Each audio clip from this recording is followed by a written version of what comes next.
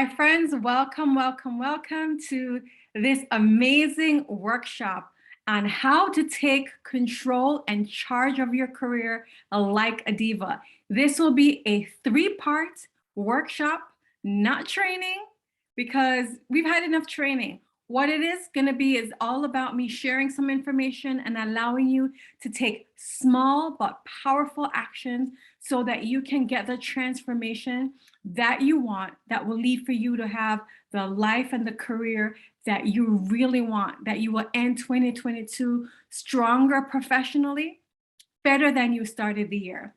But before I get into all of that, I am Kisha Wynter from yourpowerunleashed.org.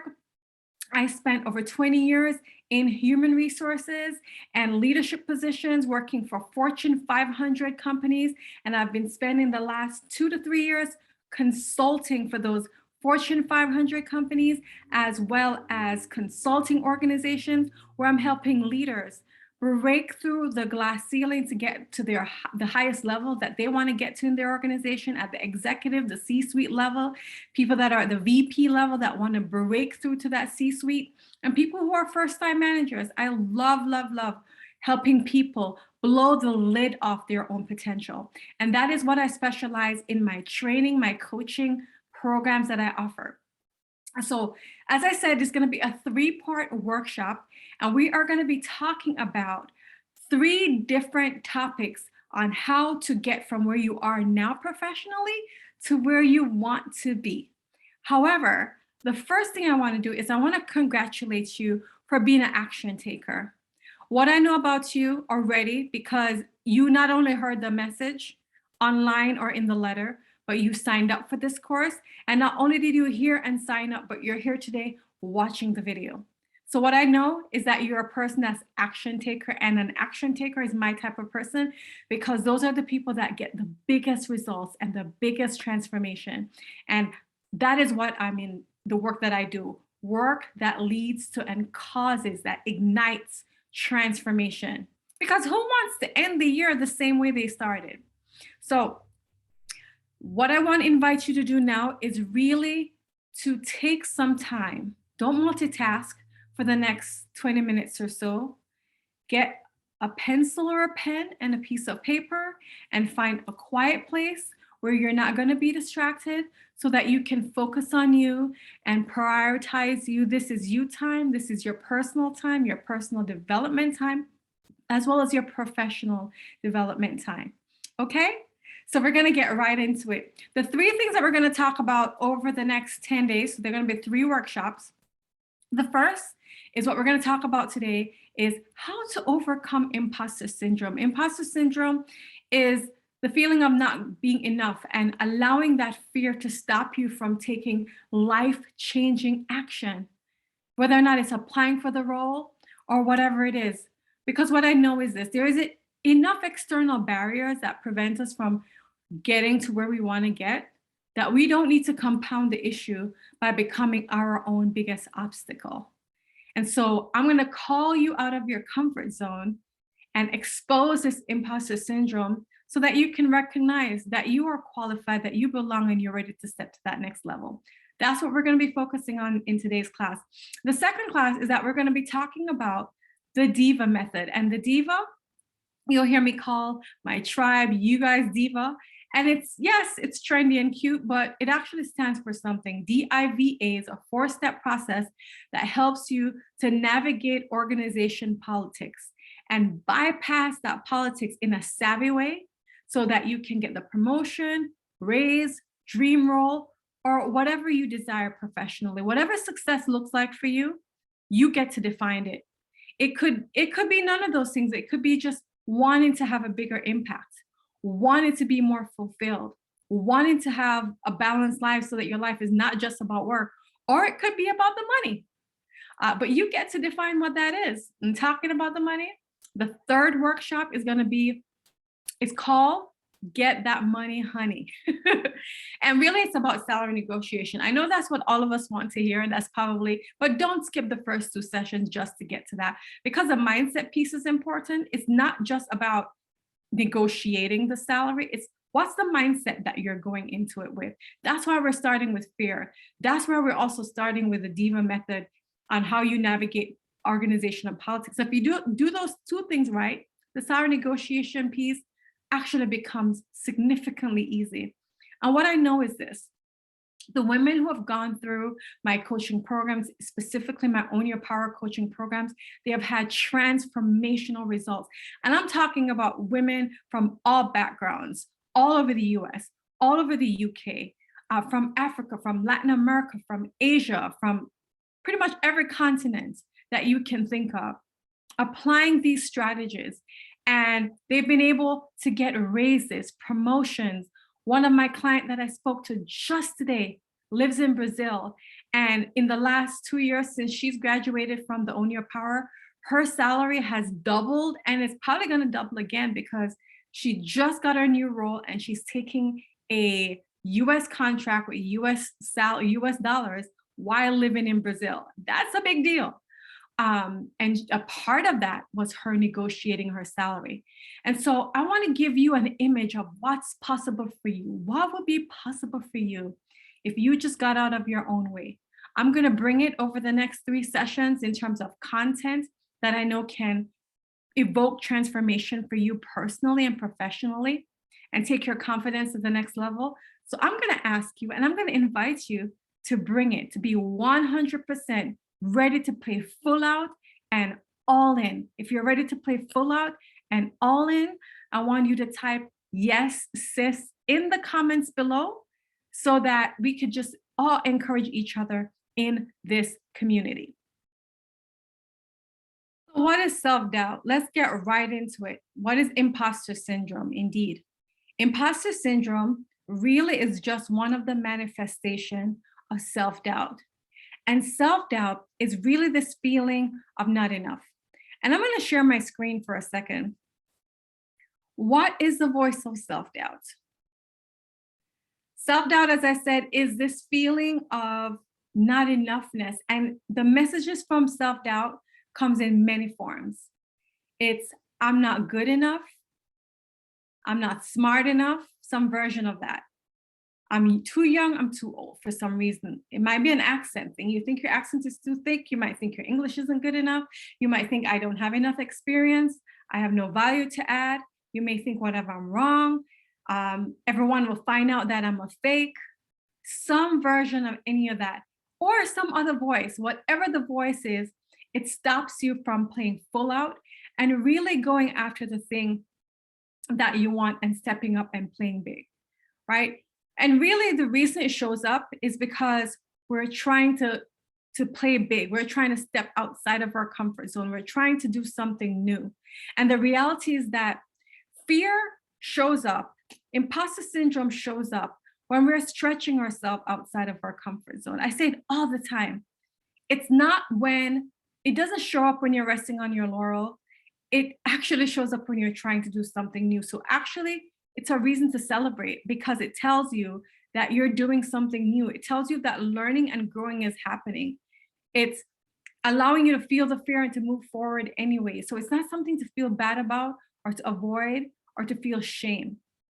It's to understand that it's showing up because you're pushing yourself outside of your comfort zone, and it's outside of the comfort zone that transformation happens. And I could go on and on explaining it, but I'll tell you a story of when self-doubt, imposter syndrome stopped me professionally from getting to that next level. I'll never forget, a manager of mine moved on out of the organization and his role became open. And instead of putting my name in the hat, I was afraid, but I didn't just say I was afraid because, brilliant women, especially us in corporate, we don't just say we're afraid and back out. No, we make the excuse sound sexy. We put lipstick on it and we put some heels on it. So my lipstick and my heels, my sexy excuse was, I need to take some more training. I mean, Mark, you already had an MBA. I need to improve my business acumen. Mark, you had already been working in business for, over 10 years. Or I also said to myself, well, I don't have enough executive presence and I need to learn how to influence more effectively. And I really need to work on my communication skills. So all these things, like nobody actually gave me these feedback. I gave myself this feedback, and that prevented me. That stopped me from putting my name in the hat. Of course, within a few months, the role was filled and the new person came in the role. But would you not know that even though the person was in the role, I had so much recognition and respect in that organization that I was effectively doing that person's job, the new boss's job. I was doing their job because I had all the experience and the passion and the knowledge and the will to do it. But I didn't put my name in the hat. Of course, I became frustrated, and I decided to actually set up a meeting with his manager, my one-over-one manager. And I said to her, look, I would love to apply to another job outside of this organization because I want to get to that next level. And I know you guys just filled this role and there's not opportunity for me to grow within this area of the organization. She was flabbergasted. She said, what? You want to go to another level? You want to be promoted?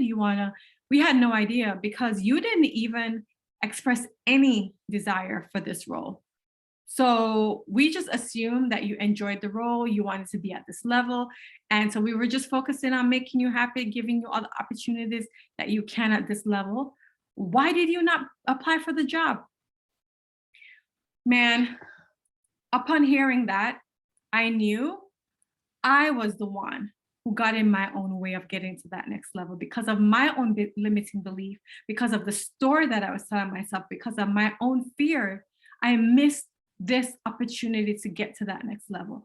How many times have you unknowingly limited yourself from getting to that next level professionally because you were afraid? You were afraid of what people thought. You were afraid of what people would say. You were afraid of criticism. You were just afraid of rejection. And that's what happened to me. Fear caught me and caused me not to apply for this position. So my friend, I said I was going to make this a workshop, right? I told you my story of when I held myself back. I held myself back and didn't put my name in the hat. And that's the number one thing I want to tell you, is that one of the ways that fear stops us from moving forward is that it manifests itself as excuses. And so I want you to take a few minutes and I want you to think about, if you need to press pause at this moment, I want you to get your pen out and your paper like I encourage you to do. And I want you to write down ways in which you have told yourself that you needed to do something before you just did the darn thing. And that something, that pre-thing that you convinced yourself that you needed to do included some training, some course, getting somebody's approval, doing this is huge, researching. Oh, like me as an entrepreneur, that's the one that comes up a lot now. I'm like, I got to research and like nothing wrong with preparation, nothing wrong with research. But if you research and like it excessively delays the action, then it's no longer preparation. It's no longer just hard work. It's now become a sexy excuse. So what's a sexy excuse that you typically make and you have made that's prevented you from taking action in the past? Press pause, and I want you to write that down. I'm gonna give you a second to pause so that you can write it down. Now, the second thing I'm gonna challenge you to do is identify the action that you have been procrastinating from taking by using these excuses. And I want you to challenge yourself to do one thing, to actually go ahead and take that action. By the time the next video comes, it's on April 26th, which I believe is on Tuesday. I'm gonna hold you accountable because I'm gonna ask when you come back, did you take the action that you have been procrastinating? Maybe you needed to have a conversation. Maybe you need to apply for the role. Maybe you need to just tell somebody you are interested in an opportunity internally to your organization, externally. Maybe it's an opportunity in your personal life with a nonprofit organization. I don't care what it is. I know you know what the thing is that you've been procrastinating on doing. And I want you to take one action that is actually doing the thing. I want you to do it. I want you to even do the first phase of it. Maybe you can't complete the whole action by Tuesday, but I want you to do something. I'll tell you one quick story before I go to point 2 on how to continue to break through imposter syndrome. I had a client that she set up time in my coaching program and she said, Kisha, I'm really miserable in this role. And so I want to practice with you interviewing skills so that I can apply. I said, first of all, you don't need to interview to apply for jobs. So number one, I need you to start applying before we start having any practice. And second of all, really, how much practice do you need? Like, you know how to interview. I know you know how to interview. She was in marketing. She knows how to market and to talk about herself. So, and when I told her that, she was like, you're right. I was going to take all these courses on interviewing rather than just going on an interview. I said, start some interviewing. Maybe start interviewing with jobs that you're not really that passionate about, but get yourself out there, get yourself in action. So whatever action you need to take, I'm your coach over the next 10 days, and I'm going to challenge you to take that action. Okay? And then the other way is called perfectionism. Perfectionism is another manifestation of self-doubt. And perfectionism is, I'm going to wait until I get it perfect, until I figure it all out before I take action.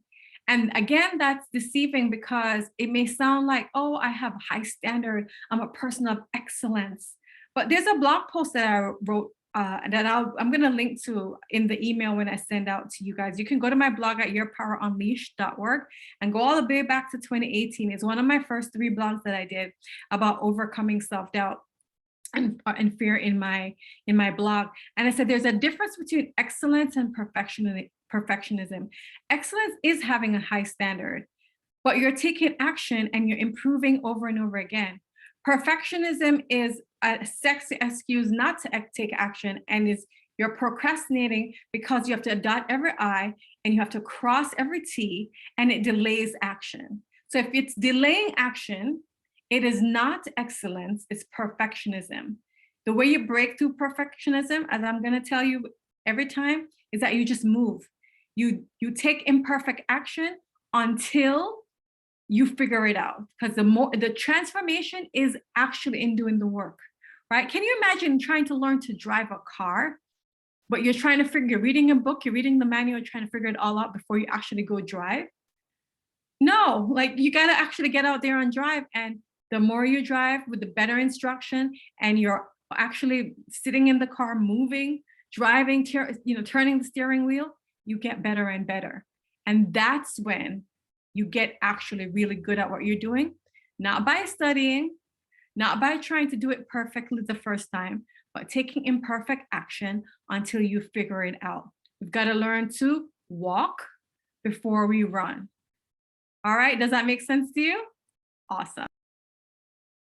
And now the second way that imposter syndrome gets in our way and prevents us from moving forward is based on an expectation that we're not supposed to feel any fear, right? I said it before, I think I said it before at the beginning of the video, but it's worth repeating that courage is not the absence of fear. Courage is feeling the fear and doing it anyway. Whenever you're stepping outside of your comfort zone and you're trying to play big, fear is going to be activated. Why? It's literally a typical neurological response. Your body gets into fight or flight mode because it is not used to the thing that you're trying to make your body do. And so your nervous system, your brain is like, oh my God, how many of you know that the primary function of the brain is to keep you safe? And so when you feel your hands sweating and your heart racing because you're doing something that you've never done before, it is normal. And so one of the most powerful ways to break through self-doubt and imposter syndrome is to take away the stigma from fear. Take away this false expectation that you're not supposed to feel fear. Actually, the minute you feel fear, You should be celebrating. It's a time to celebrate because you know you're pushing yourself outside of your comfort zone. You know you're taking risks. You know you're doing something new. It means you're stretching yourself. It means you're learning and you're growing. And it also means transformation is happening. So destigmatize fear and make it normal. Accept it. It's part of the learning process. I'll never forget the first time I spoke in front of an audience. And you know me, I don't do things small ways.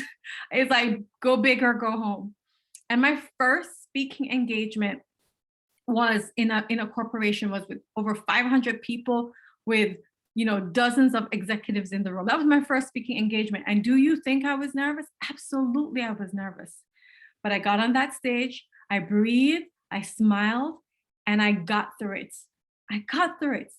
And my 20th speaking event that I've done is a lot better. I don't feel as nervous. I still feel a little bit nervous, but I don't feel as nervous as I do now, like when I did the first time, because now I'm beginning to build the competency.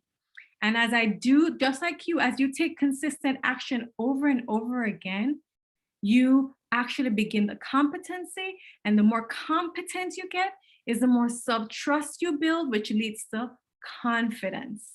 But somehow we expect confidence to come first. Confidence comes last. Confidence has come when you have the evidence that you can do the thing. And so what you need first is belief and faith in yourself that maybe I don't know how to do this thing, but gosh darn it, I've figured out hard things before. This is not my first rodeo game, right? I'm sure you can write down times where you were facing something that was challenging and somehow you figured it out. Just like you figured out that thing, whatever this new challenges that you're facing, you're going to figure it out as well. So you may not have confidence that you can do this thing because you have no evidence of it. But what you can have confidence is that I was able to do hard things before, and I'm gonna figure out how to do it again. And as you build that competency now, then you're eventually gonna get confident. Just like the driving scenario. The first time you get behind a car, you're trying to drive, you're nerve-wracked.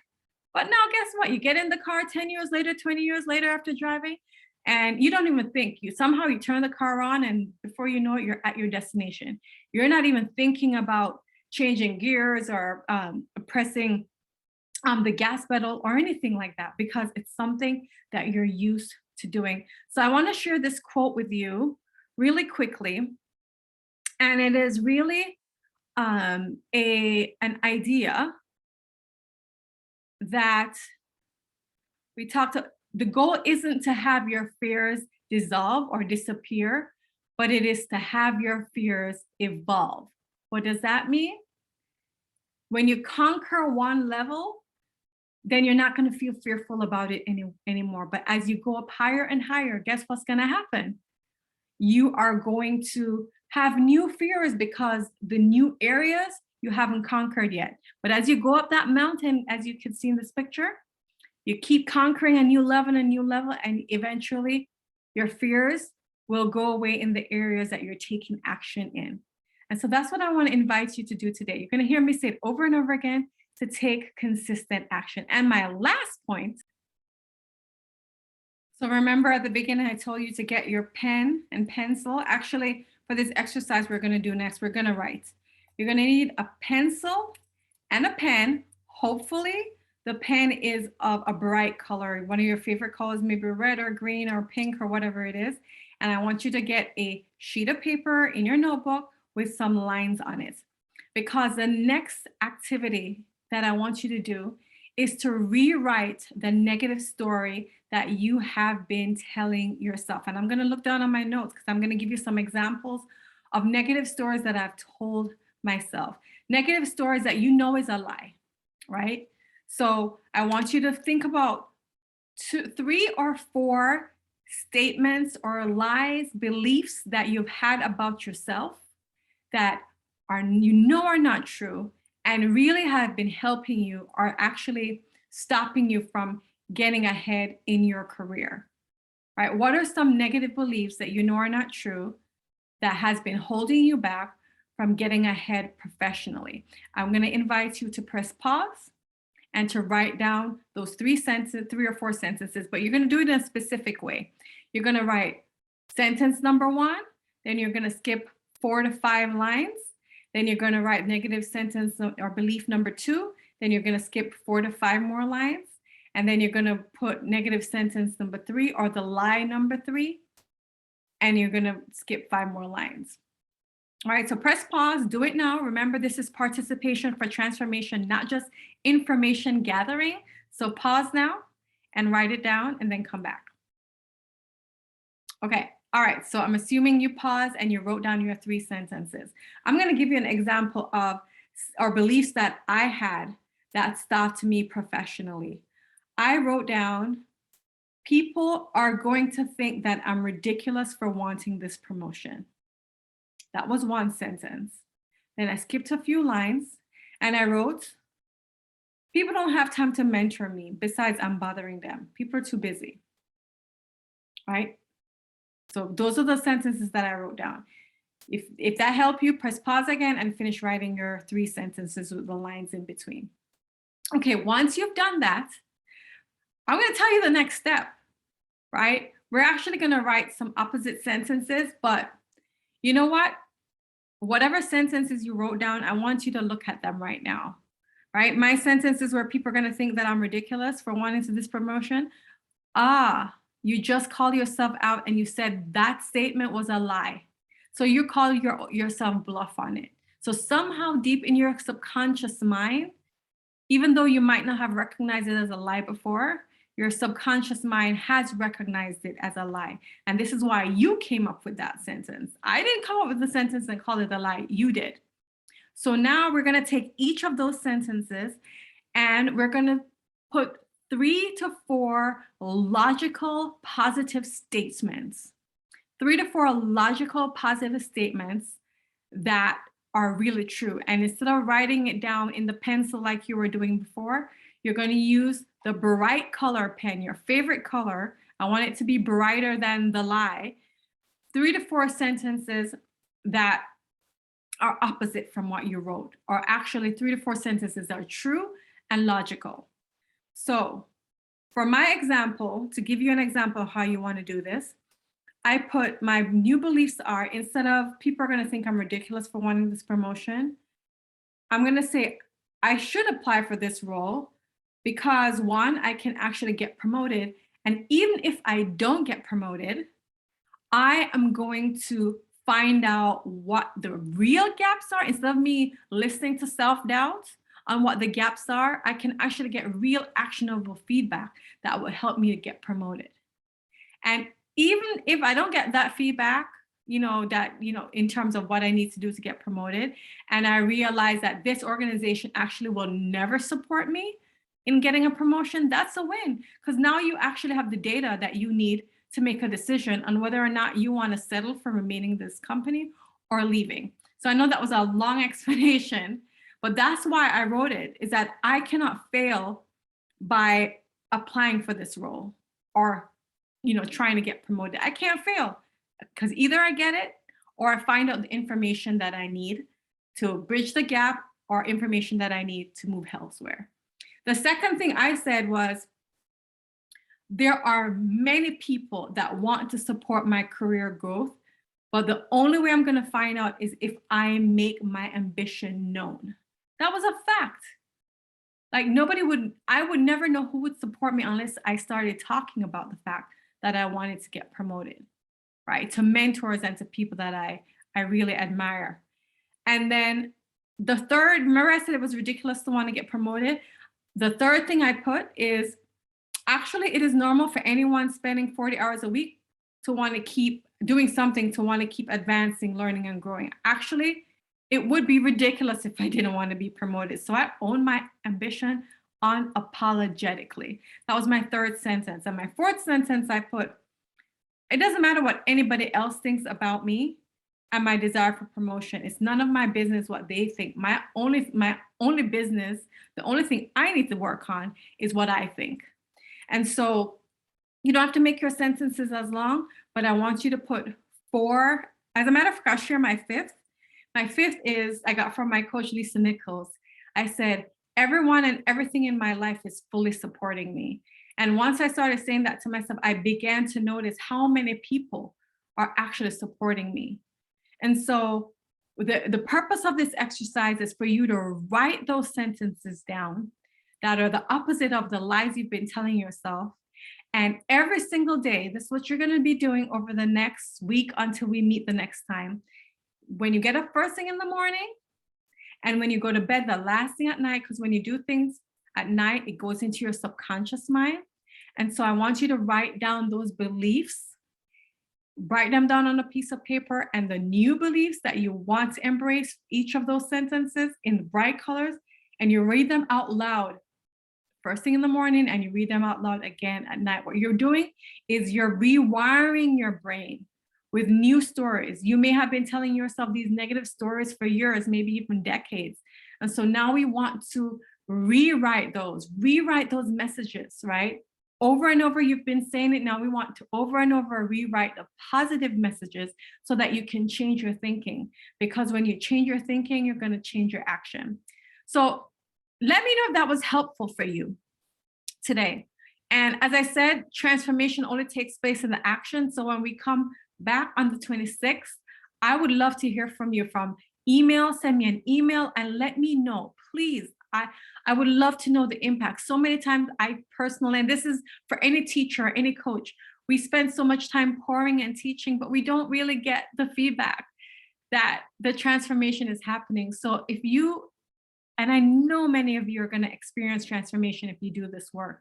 So send me an email on what your beliefs were and how this activity helped you. So that is it for today. We are going to be talking about in our next session how to break through office politics using the DIVA, my 4-step trademark method called the DIVA method. That is what we're going to be doing next. So type in the chat. This is how I end all my sessions. I want you to type in the comments below or email me below and let me know what is one benefit that you got for today's session. You're probably going to spend 20 to 30 minutes doing this activity. And I want to understand from you, what was one benefit or what was one value that you got from the session today? Share it in the comments below. Email me. Tell your friend, your accountability partner that you're doing these activities with, and let me know. I am excited to see you in 5 more days where we're going to talk about the DIVA method. So I'll see you soon. I see you. I believe in you. Don't forget, you are not meant to shrink down lower. Rise up, own your power, and I will see you soon. Bye.